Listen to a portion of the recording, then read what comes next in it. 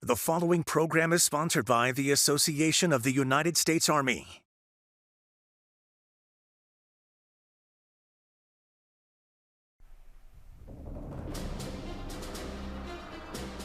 Today on Government Matters, the U.S. Army is working to build the Army of the future, but it faces challenges: a rising China, a militant Russia, delays in deploying new technology, and a shortage of new soldiers. We talked to the Army's top civilian leader about the plan to get to the Army of 2030 and beyond. Government Matters starts right now. From Washington, D.C. and around the world, this is Government Matters with Mimi Geerges. This is Government Matters, the show that delivers insights on federal government programs, people, and operations. I'm Mimi Geerges. The annual AUSA conference held in Washington this year brought together nearly 40,000 people, members of the defense industry, international military allies, and top U.S. Army leaders, including the Secretary of the Army, Christine Wormuth. We sat down with her for a one-on-one interview. Secretary Wormuth, welcome to the program. It's great to be here. The Army fell short of its recruitment goal by about 15,000 recruits last fiscal year. How did that happen? Well, it was a number of factors. I mean, as you know, it's a very tight labor market. Unemployment is very low, so everyone is out there competing for talent. We're up against companies now that are offering, $20 an hour, for example. Some of it has to do with the pandemic and the fact that our recruiters haven't been in schools for the last couple of years. Kids, I think, have suffered some learning losses, and that's showing up in terms of fewer young Americans who can meet our standards. And some of it is, frankly, related to more underlying causes. Unfortunately, only about 23% of young Americans qualify these days to go into the military, and a lot of that is about obesity. And some of it also is about just only about 9% of young Americans are interested in serving in the U.S. military. So it's a lot of things wrapped together. So what are you doing that's different and innovative to address that? Well, I think the most innovative thing we're doing right now is something called the Future Soldier Prep Course. I think of it as sort of like a mini boot camp. It's for young Americans who already want to serve but maybe didn't score quite high enough on our academic test or maybe didn't quite make our physical fitness requirements. And through this boot camp, we are working with them to raise their test scores or to raise their fitness level so that they meet our standards and then can go off to basic training. Are you going to be expanding that program? What's the plan for it? I think there's a good possibility that we're going to expand that, Mimi. The early results we've seen so far are promising. And so we can potentially expand that to some other locations where we do basic training. Are you worried about this downturn in recruitment that could actually impact readiness? At this moment, I'm not too worried about it impacting our readiness, but certainly if we are not able to turn around some of these recruiting challenges, I think it could have implications for our readiness. So that's something that we are looking closely at and working through. There is proposed legislation right now that would allow Dreamers to join the military and have a pathway to citizenship. Do you agree with that? Well, I think we certainly have to look and think creatively about how we can expand the pool of young Americans who are interested in serving.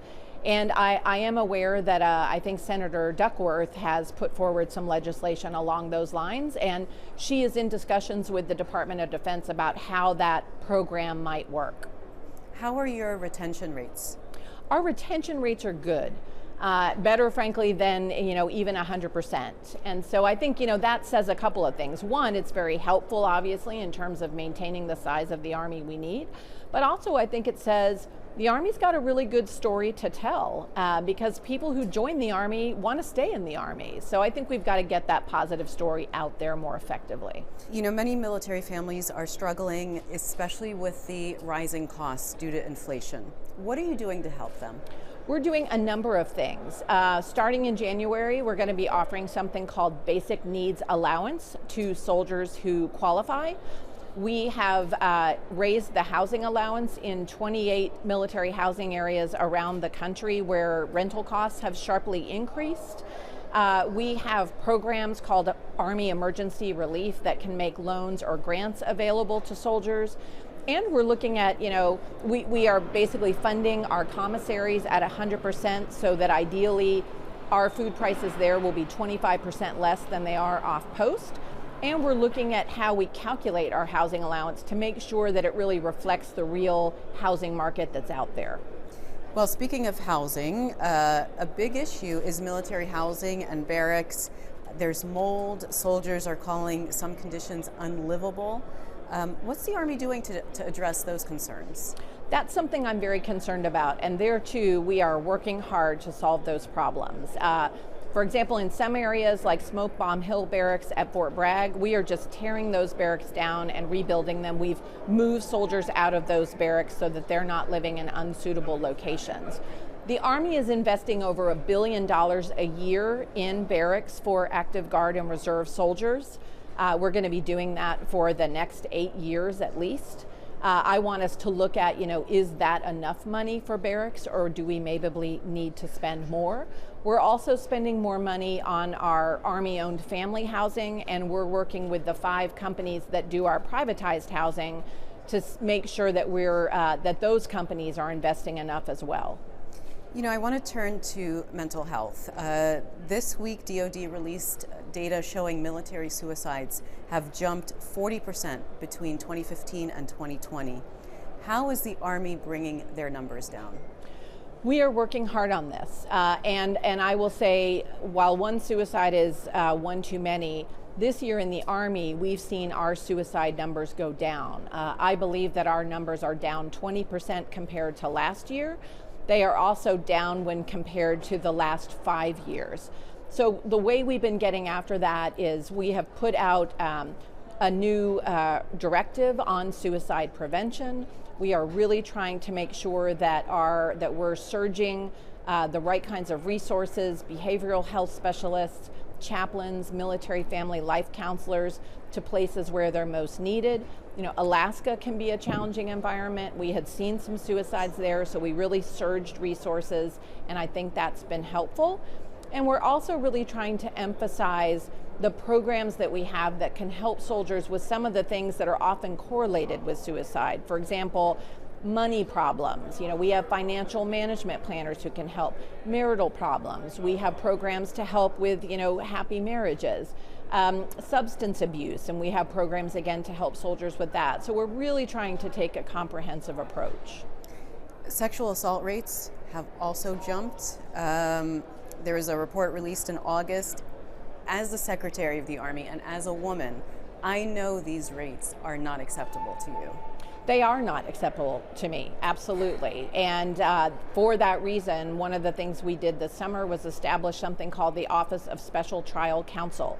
This will be a one-star lawyer, basically, who will report directly to me, and his office will be responsible for trying sexual assault cases. We are taking that out of the chain of command to try to rebuild trust with our soldiers that those kinds of cases will be handled better. Another really important thing I think we're doing is we are hiring what we're calling prevention specialists who are helping our commanders better understand, what are the patterns where we're seeing, again, some of the underlying causes that can lead to harmful behaviors like sexual harassment.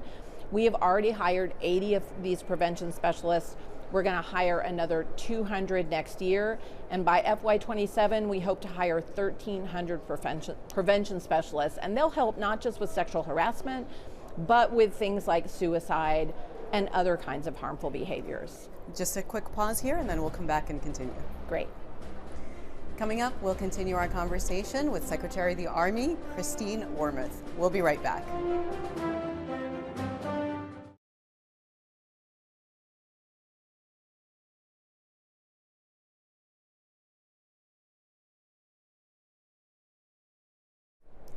We're back now with Secretary of the Army, Christine Wormuth.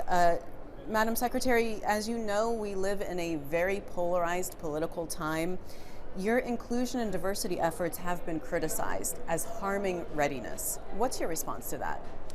My response to that is, when I go out and see our soldiers all around the country and all around the world, they're focused on readiness. They're focused on war fighting. But we have soldiers, obviously, from all kinds of backgrounds, all kinds of parts of our country, and it is important for everyone to feel valued.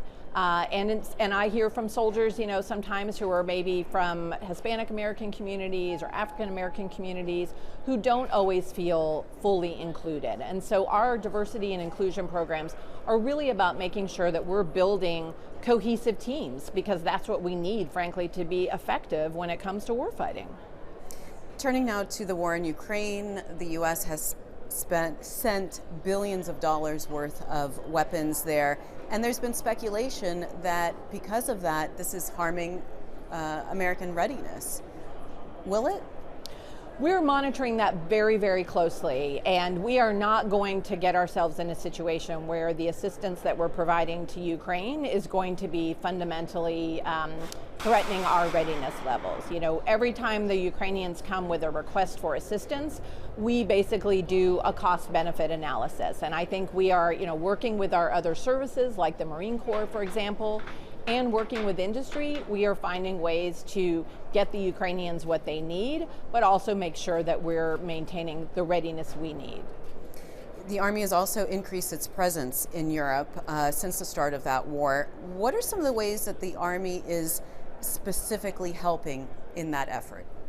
Sure. Well, first of all, we have Army, we have about 40,000 Army troops, I think, at this point in Europe, and a lot of them are reinforcing our NATO allies, particularly in the eastern flank, countries like Poland, the Baltic republics, but also in Hungary, Romania, Slovakia, Bulgaria. What they're doing there is basically training with the armies in those countries so that they're demonstrating combat credible power to deter Russia from doing anything that would violate Article 5.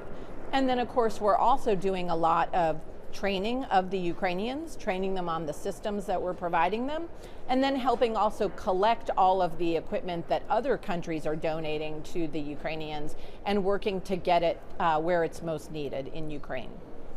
As you watch how this war is unfolding, what strategies would you change for the Army as a result? I think when I look at what's happened in Ukraine, frankly, it validates a lot of what we have been planning to do looking to the future. So, for example, what we've seen with the Russians is when the Russian soldiers use their cell phones to talk to each other, they can be targeted and they can then be killed. So we need to make sure that we are developing our forces so that they have very low signatures and that they can't be targeted in that way. We need to make sure that our command posts are very mobile, and that is something that we had been working on, but I think what we see in Ukraine validates that. What we're also seeing is, the drone threat is very real. That has played out very visibly in Ukraine, and again, we are very focused on developing our counter UAS capabilities because we know that drone threat is going to proliferate. So in talking about, the Army of 2030, you outlined 6 areas that the Army needs to focus on going forward. One is seeing the battlefield at all times. What does that mean?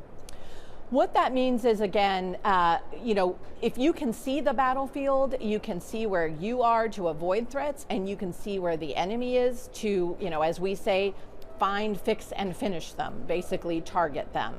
And so, anyone who can basically generate that transparent battlefield is going to have an advantage, and that is what we are trying to do. So we are, working from basically ground all the way up to space to develop sensors and to be able to take the data from those sensors so that we can have that more transparent battlefield. And our adversaries are working on that as well. So we have to be able to learn how to protect ourselves in that environment. In keeping up with the pacing threat of China, the Army is developing hypersonic and directed energy weapons. Where are you in the development of those technologies? Well, on our long-range hypersonic weapon, we are far along, actually. The ground equipment for the long-range hypersonic weapon is being trained with already out in Washington State. And we are, planning to basically have the prototype for the actual weapon itself developed by next year. We also are well along on our directed energy programs, and we expect to have prototypes for them in FY23 as well.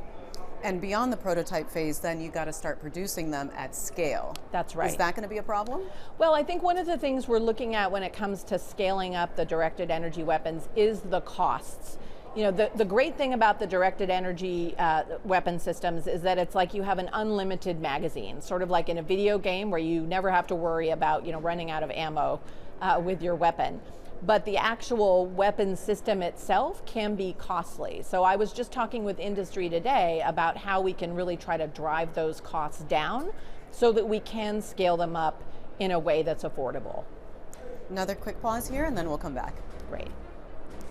Coming up, we'll continue our conversation with Secretary of the Army, Christine Wormuth. We'll be right back.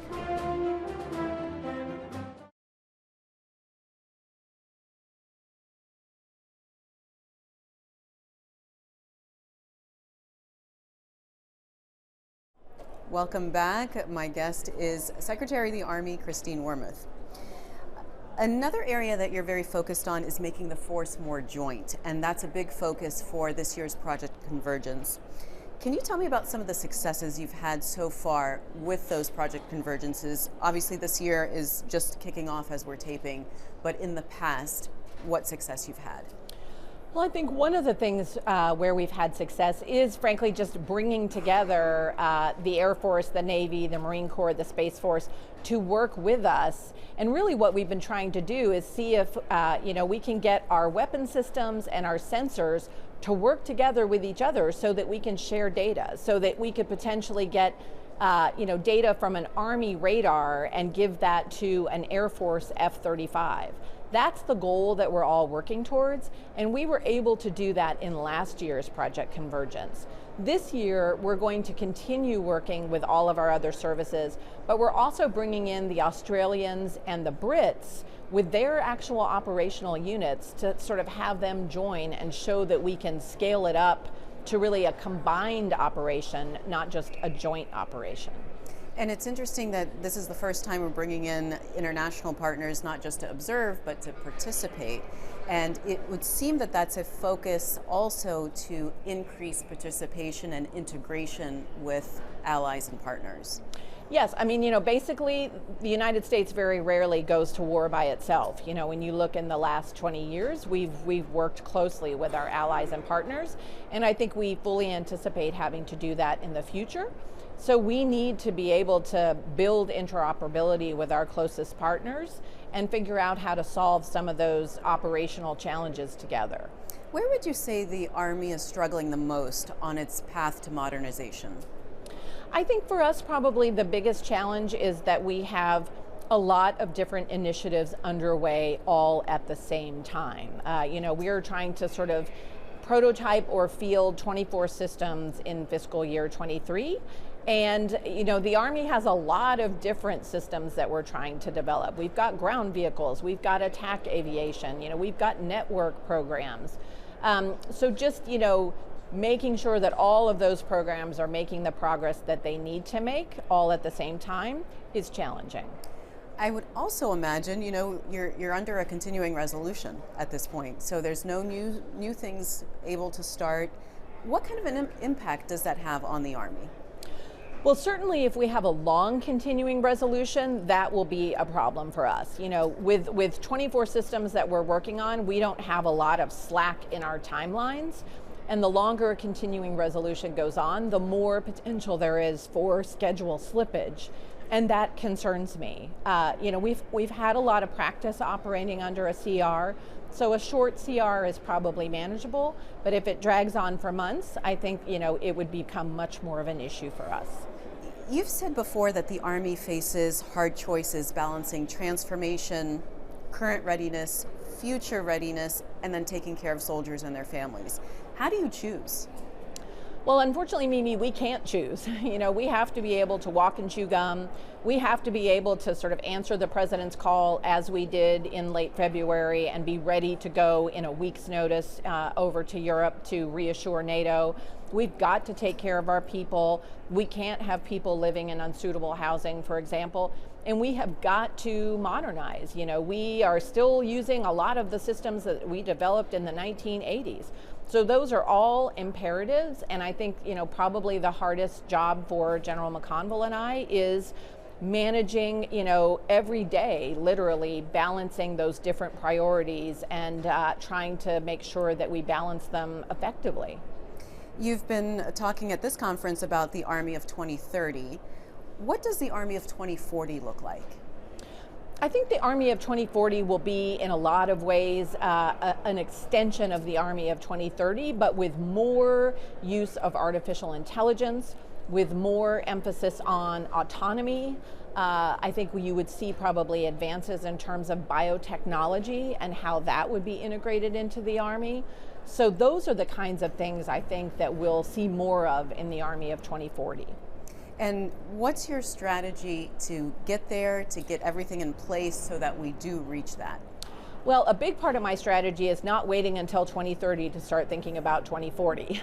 So I've asked the Commanding General of Army Futures Command to start now thinking about what are the new operating concepts we need? What's the next MDO for 2040? What are the kinds of capabilities that we need to build in 2040? To start thinking about that now, so that we can start working with industry to look at what kinds of foundational investments we need to make now so that we'll be ready for that next leap in a few years.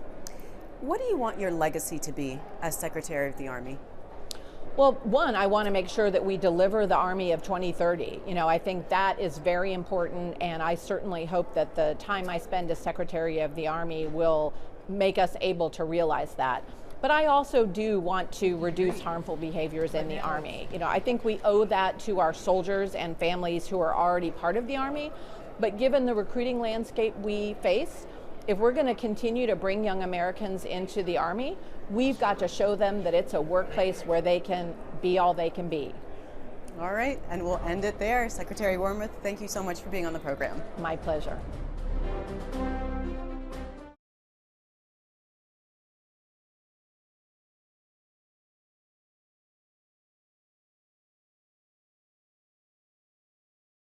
That's the latest from Washington. Join me weeknights at 8 and 10:30 on WJLA 24/7 News and Sunday mornings at 10:30 on 7 News to stay plugged in on issues that matter to the federal government. Thanks for watching. I'm Mimi Geerges.